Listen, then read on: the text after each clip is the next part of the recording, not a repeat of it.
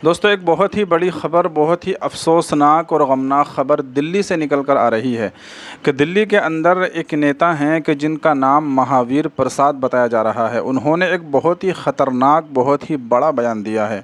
उन्होंने ये कहा है कि मुसलमानों की आबादी जिस तरीके से बढ़ रही है, मुसलमानों की आबादी में जिस तरीके से बढ़ोतरी हो रही है, तो वो दिन दूर नहीं कि मुसलमान जो है दिल्ली पर हमला करेंगे और दिल्ली को जो है चारों तरफ से घेर लेंगे और 50,000 मुसलमान ये ऐलान करेंगे कि 3 दिन के अंदर दिल्ली को खाली कर दो, अपना राशन पानी लेकर जो है यहाँ से निकल जाओ, और वो दिल्ली को घेर लेंगे, दिल्ली पर हमला कर लेंगे। इस तरीके का भड़काऊ बयान, इस तरीके का जहरीला बयान उन्होंने दिया है। वो पूरा बयान मैं आपको अभी आवाज़ के साथ सुनाऊंगा।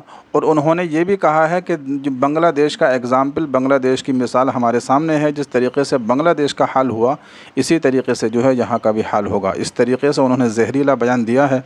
बहुत सारे लोग जो है उस बयान को सुन रहे हैं। आइए सबसे पहले हम आवाज़ के साथ वो मुकम्मल बयान सुन लेते हैं, फिर उसके बाद हम थोड़ी सी बात करेंगे, तो उसको आप ज़रूर सुनकर जाइएगा। और 1-2 ख़बरें और हैं, वो भी मैं आपको दिखाऊंगा। तो आइए पहले ये बयान सुनते हैं। 3.5 करोड़ यहीं रह गए।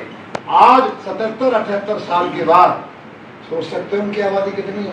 उनकी आबादी है 28 से 30 करोड़। और वहां हिंदू रह गया 2.25 करोड़, वो आज रह गया 1 करोड़ 60 लाख। अरे हम भी तो 20-22 करोड़ होने चाहिए थे। कहां गए हमारे हिंदू?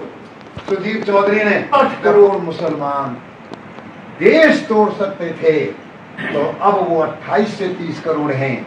और आज से 7-8 साल के बाद 45 से 50 करोड़ हो जाएंगे। एक मूर्ख, बेवकूफ, अनपढ़ आदमी भी कहेगा अगर 8 करोड़ हिंदुस्तान तोड़ सकते थे, तो बोलो 45 और 50 करोड़ हिंदुस्तान तोड़ सकते हैं कि नहीं तोड़ सकते? तोड़ सकते हैं कि नहीं? बांग्लादेश का टेलर देखा था ना? बांग्लादेश में नहीं हुआ है।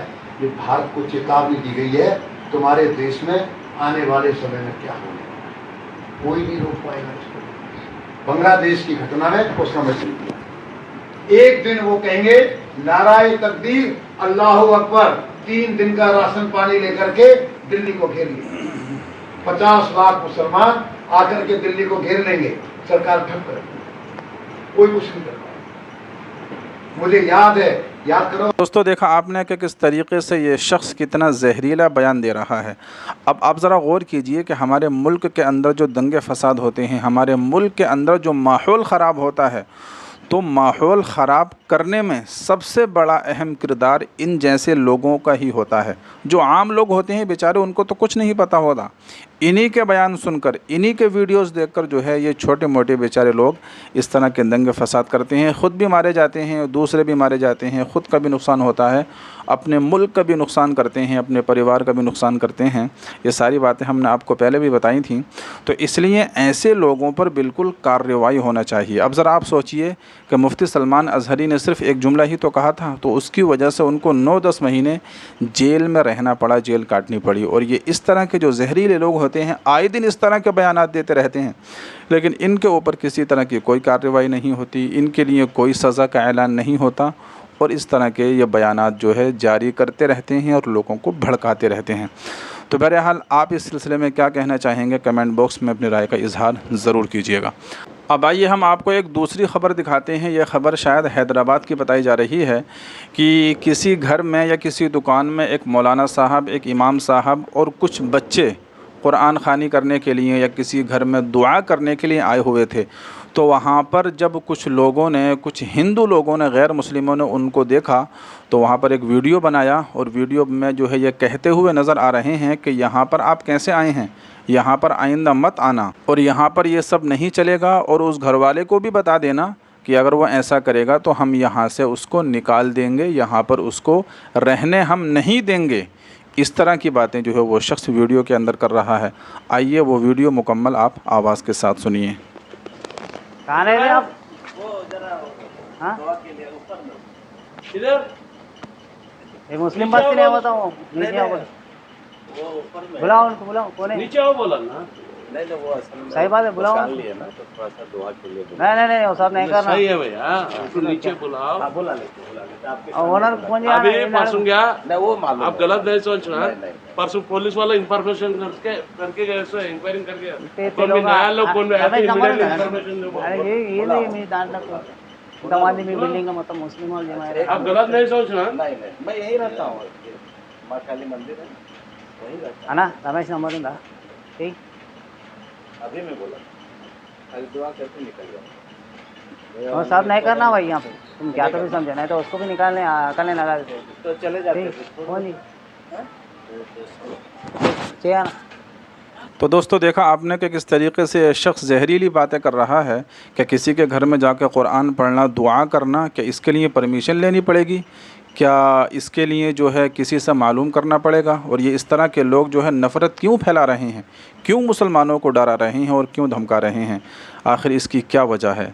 तो इस तरह का नफ़रत का माहौल जो है हमारे मुल्क के अंदर चल रहा है। बाकायदा वीडियो बनाकर ये लोग जारी कर रहे हैं, इनके ऊपर किसी तरह की कोई कार्रवाई नहीं होगी। तो सरकार को जागना चाहिए और ऐसे लोगों पर कदगन लगाना चाहिए, ऐसे लोगों पर लगाम लगाना चाहिए।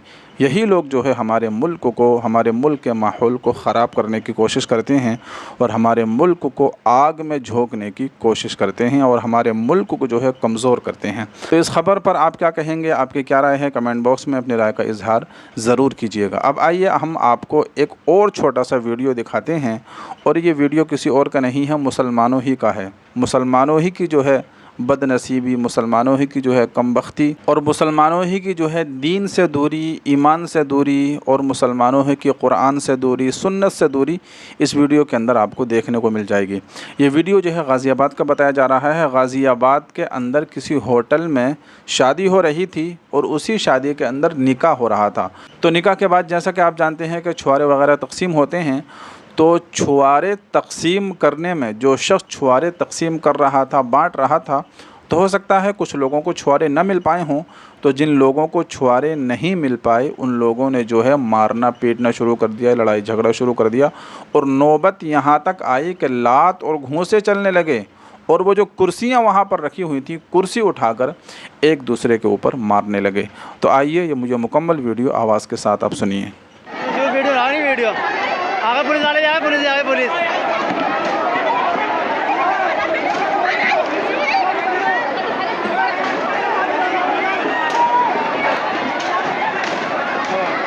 क्या मुसीबत है, क्या मुसीबत है।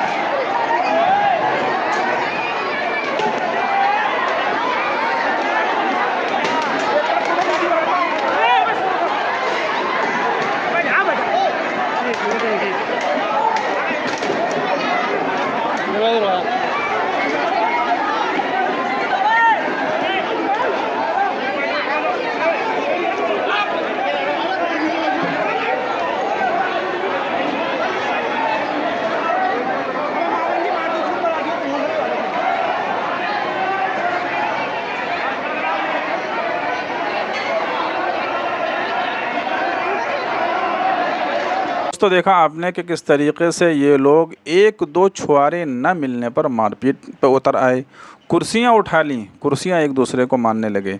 अब ज़ाहिर इंसान निकाह के अंदर आता है तो निकाह तो एक सुन्नत है, सुन्नत को पूरा करने के लिए आता है। आपको छुआरे मिल जाए अच्छी बात, ना मिले तो कोई मसला नहीं। ज़ाहिर शादी में आए होंगे तो इन लोगों ने खाना पीना वगैरह तो खा ही लिया होगा। अब अगर एक दो छुआरे आपको ना मिले तो कौन सा आपका नुकसान हो गया भाई। दो चार छुआरे कितने के होंगे, ज़्यादा से ज़्यादा 20 रुपये के, 30 रुपये के, 50 रुपये के।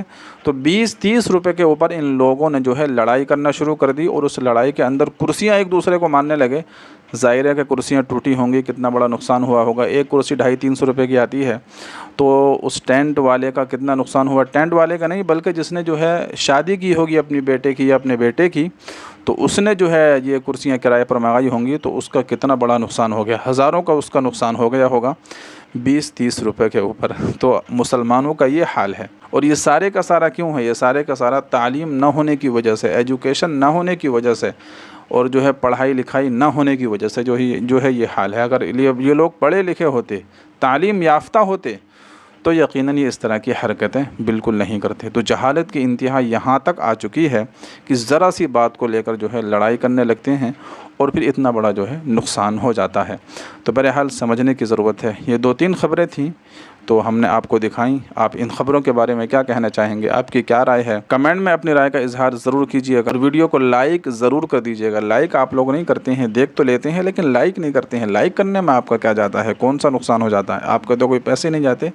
तो इसलिए वीडियो को लाइक ज़रूर कर दीजिए और सब्सक्राइब भी कर लीजिए चैनल को। इस तरह की वीडियोस, इस तरह की जो है ख़बरें हम आपके लिए लाते रहते हैं।